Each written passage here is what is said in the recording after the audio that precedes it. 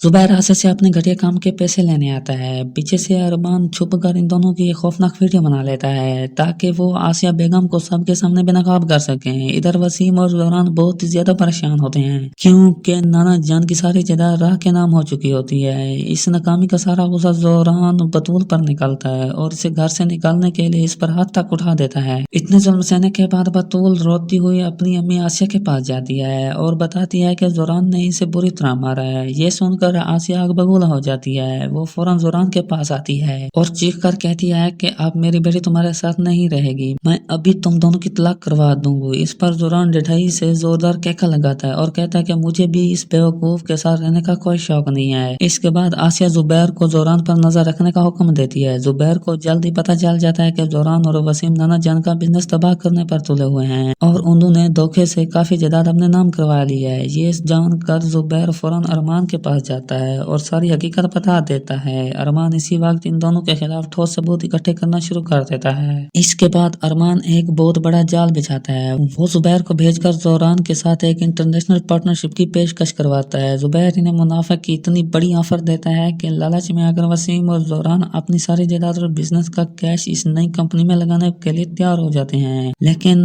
इन बेवकूफों को यह नहीं मालूम होता कि ये अरमान की सबसे बड़ी चाल है। जब मुनाफा लेने का वक्त आता है तो पता चलता है कि वो कंपनी रातों रात सारा पैसा लेकर मुल्क से फरार हो चुकी है। ये खबर सुनकर वसीम और जोरान के होश उड़ जाते हैं और इनका लालच इन्हें सड़क पर ले आता है। इसी दौरान दफ्तर का दरवाजा जोरदार धमाके से खुलता है और डीसी अरमान पूरी पुलिस फोर्स के साथ अंदर दाखिल होता है। वो गरज कर कहता है कि तुम्हारा घनौना खेल खत्म हो चुका है। वसीम और इनके मुंह पर सारे सबूत फेंक देता है। अरमान बताता है कि इस जेली कंपनी का मास्टरमाइंड वो खुद था ताकि इनका लालच ही इन्हें बर्बाद कर दे और नाना जान की जायदाद वापस मिल सके। पीछे से इंस्पेक्टर आगे बढ़ता है और वसीम और जोरान को मौका पर ही हथकड़ी लगा लेता है। दोनों बाप बेटे को घसीट कर जेल ले जाया जाता है और अदालत फौरन इन्हें 10 साल की कैद सुना देती है। घर में जब आसिया को पता चलता है कि जोरान और वसीम बर्बाद हो गए हैं और अरमान ने इसकी जुबैर वाली वीडियो भी पुलिस को दे दी है तो खौफ के मारे इसे अचानक शदीद हार्ट अटैक होता है। वो वहीं जमीन पर गिरकर तड़पने लगती है और हमेशा के लिए मफलूज हो जाती है। बतूल ये सदमा बर्दाश्त नहीं कर पाती और बेहोश हो जाती है। डॉक्टर बताते हैं बतूल हामला है, जिसके बाद